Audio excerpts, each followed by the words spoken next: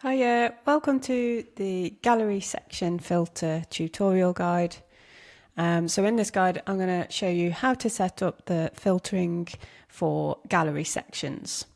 So this is my demo site. This has all sorts of different plugins and bits and bobs on here. So for the moment, I've just created a new page called gallery sections. And I'm going to add a gallery in here. So I'm going to click add section. And we're going to go to images. I'm just going to select any gallery here for now. And just so we can see, I'm going to just add a few more columns there so we can just see it a little bit better. And then what we're going to do is make sure that you have a section, a blank section added above your gallery. So I already have one here. But yeah, if you want to do that, just add section and add blank. And you can obviously have a colour background here or anything like that. This is going to be where the filter code goes. So this is going to be where your buttons show. So I'm just going to reduce the padding on there slightly, and then we're going to add a code block. So this is the first piece of code we're going to add in, and I'm going to set that in the middle, around about there. I'm just going to hit the pencil, and then I'm going to find the code which you'll have in your download pack. Now it should be called HTML, something like that, and then we're going to copy all of that and just paste into our code block here,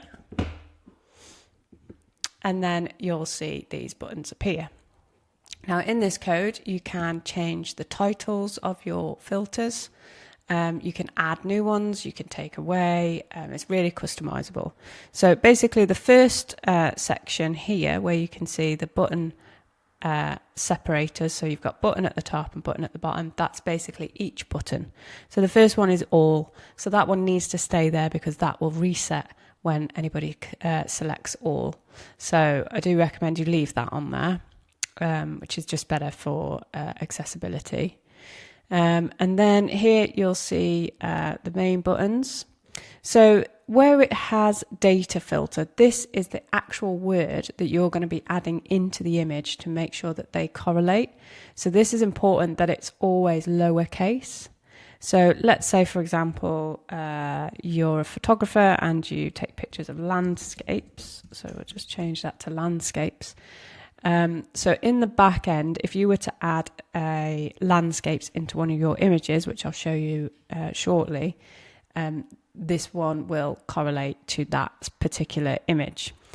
And as you can see, the title on the button hasn't changed. That's because that is here. So this part of the section is what the viewer will actually see. So we'll change that to landscapes, and this you can capitalize, that's fine. And you can see there we now have landscapes. And then if you wanted to remove a button completely, you would just highlight that whole section and remove, and then you'll see it's disappeared. If you want to add another button, if you just copy a section and then click enter below and paste, you'll then see another button appear there.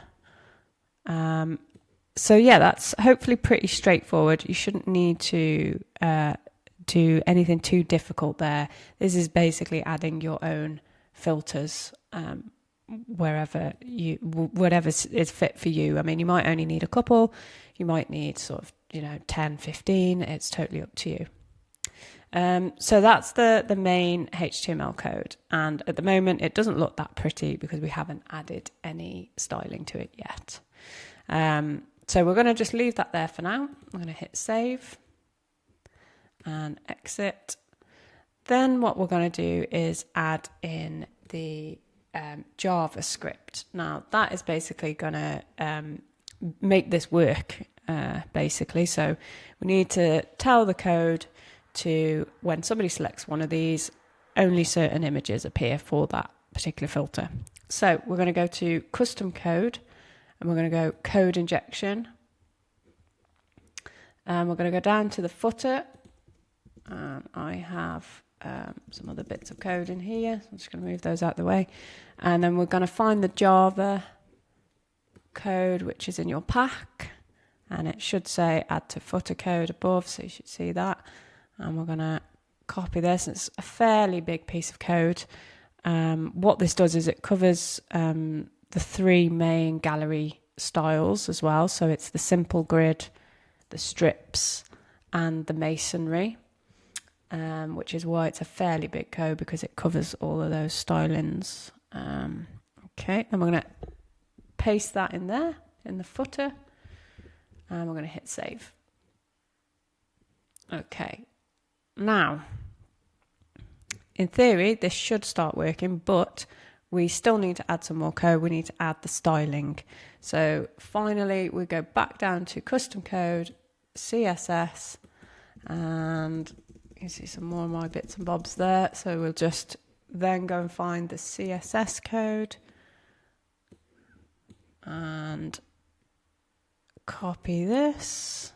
Shouldn't be too big. And then paste. And there you can see the styling is much better. I have added notes in the CSS, just sort of heading notes, so you can see the most popular places that you're going to want to update. So you've got things like the text, button background, the border if you want to border.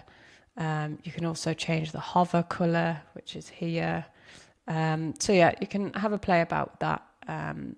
Also, if you didn't want a radius, or if you want even more of a pill shape, you can change that there. And then you've got size and etc. So it should be fairly straightforward to customize your buttons. Okay, so hit save, and then let's preview this. So sometimes you need to refresh just to make sure it's fully functional. But at the moment, it's only going to show 0, nothing. So anything we click, except for all, it's going to show nothing. And that's because we haven't said, we haven't given a filter to these images. So we need to add that individually to our images. So what I'm going to do is I'm just going to click out of here and click edit. So now we're going to go into our gallery and we're going to set the filters. So we go edit gallery, and then on each image you'll see there's a description area here. So that's where we're going to be adding our filter. So we have, let's just check what filters we have. Landscapes, portrait. So I'm going to just do portraits and events just for now. So edit gallery. I'm going to call this one portraits. Now we need to put brackets in here so that the code knows what it's pulling in. If I can spell. So portraits on that one. And then in this one, I'm just going to call it events. And maybe we'll add that one as portraits as well, so we can show multiple images. And then hit close, exit. Now it should refresh itself. Yeah, okay, so then preview. Now if I select events, only this one image shows. If I select portraits as well, then we have events and portraits that shows. And then if I select all, they all appear. Now again, if you select one that doesn't show anything, nothing will appear. So obviously that button needs, that filter will need an image, or you can just remove it rather than showing nothing. So yeah, that's it really. Hopefully that's fairly straightforward. If you do have any problems on your instruction guide, there is a link to my plugin support page, and we can troubleshoot any issues that you have, and I'll be sure to help you out. So yeah, hope you enjoy designing your gallery filter, and I'd even love to see it when it's finished. If you would like to send me any, please send to hi@thesquaregenius.com. Thank you.